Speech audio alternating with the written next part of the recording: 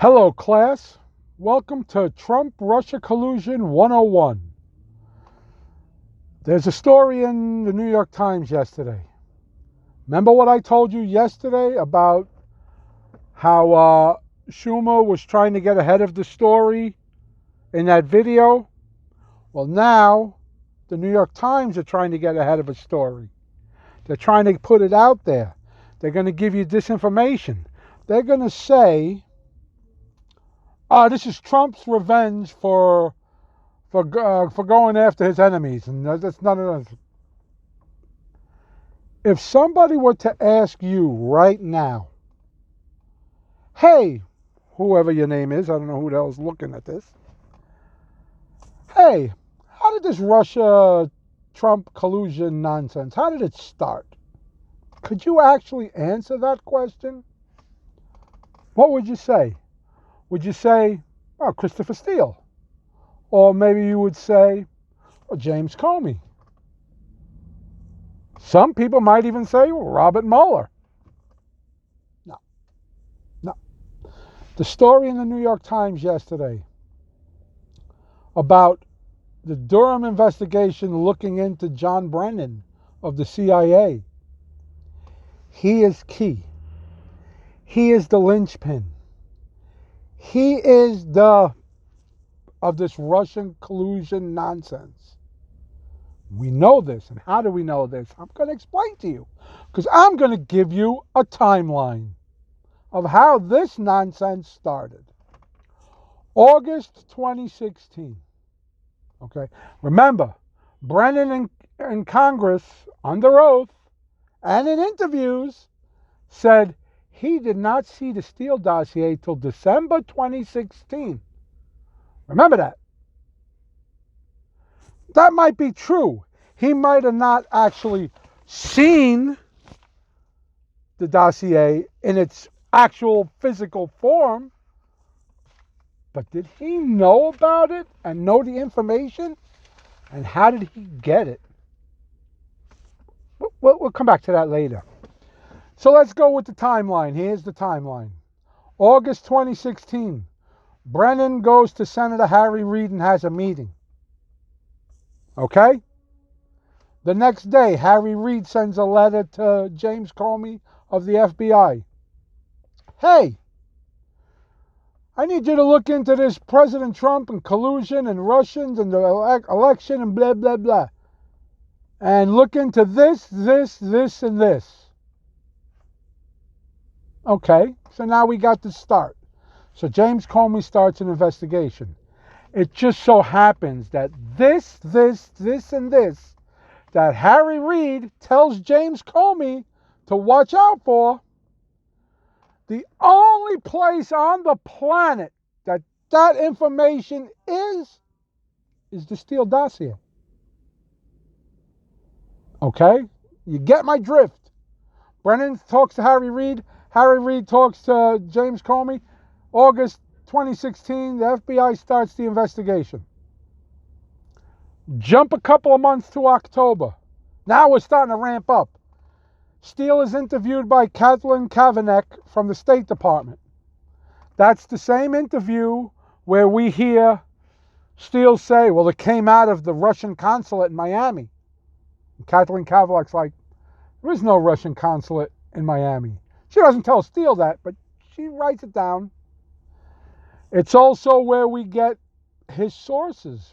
Who are Steele's sources? Tribnikov and Zor, I don't even know. Begins with a C. Not important.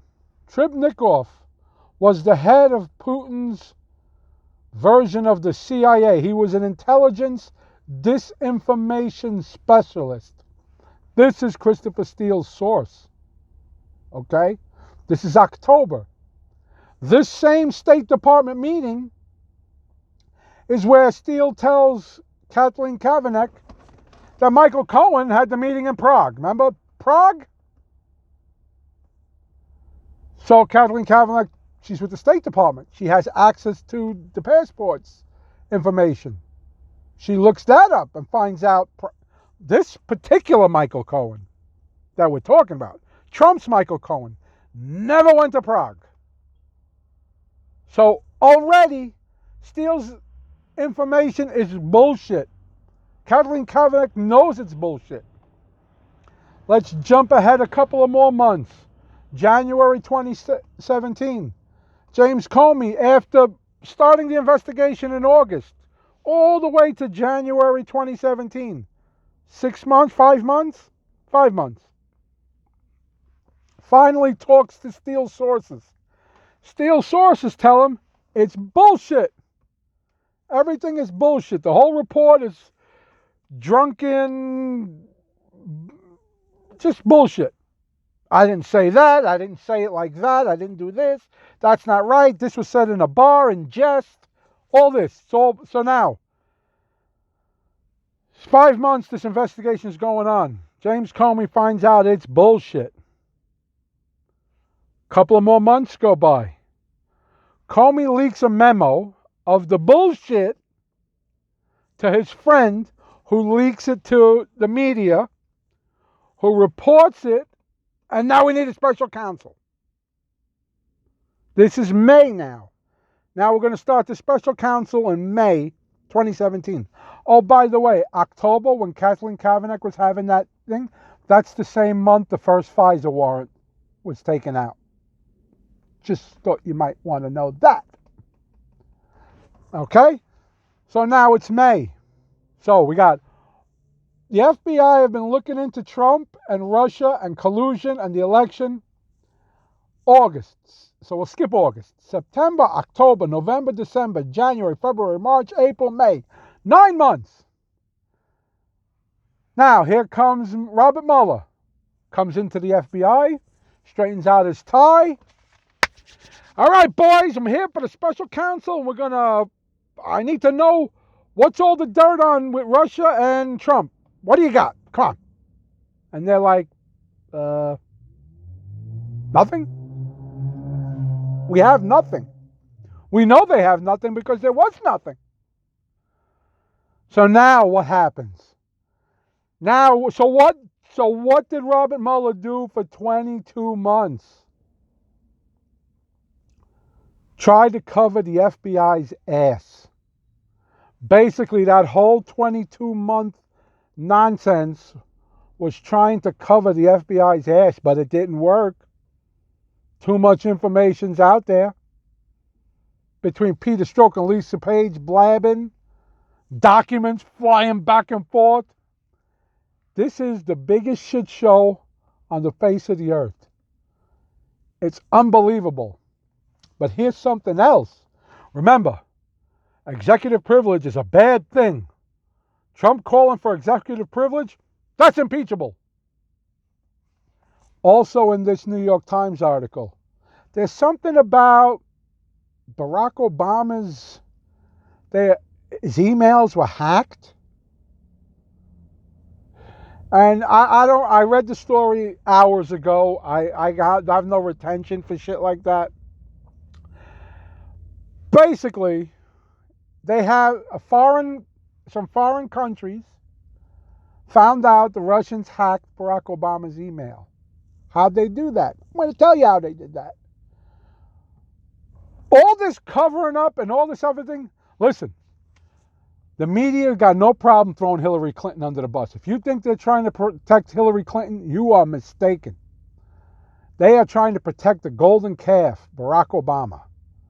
Barack Obama said in an interview on TV, he had no idea. He didn't find out until the news broke the story that Hillary Clinton had a private email server.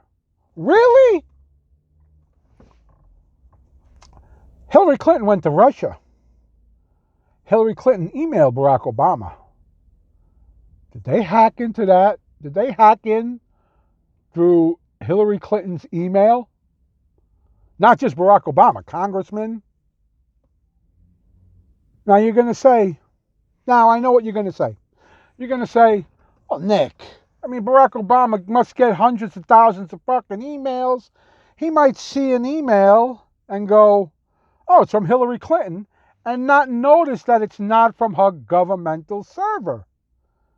He might not notice. I mean, if I get an email from my brother, I don't know what the hell server he's using. I just see Marty Donato, Ken Donato, and I open up the email. Do you think anybody could just email the President of the United States? Now I'm sure they're not using Blackberries now, but do you think if somebody gave me Donald Trump's email for his smartphone, do you think I could just email him? Send him a spam? Send him some kind of virus? No. No, no, no. The President of the United States, in this case, Barack Obama, had a BlackBerry. And any email addresses that are allowed to go to that BlackBerry have to go through WACA, the White House Communications Agency. And what WACA does is they make a whitelist. And a whitelist is whose email address can go through to Obama's BlackBerry. Well, who authorized the ClintonEmail.com server to go on the whitelist, WACA's whitelist, for Obama's BlackBerry? Obama? Fun times ahead, people! All this shit is known. We're getting close. We're getting close. This is a lot longer than the last one. Sorry, a lot of information. Gotta go. Bye.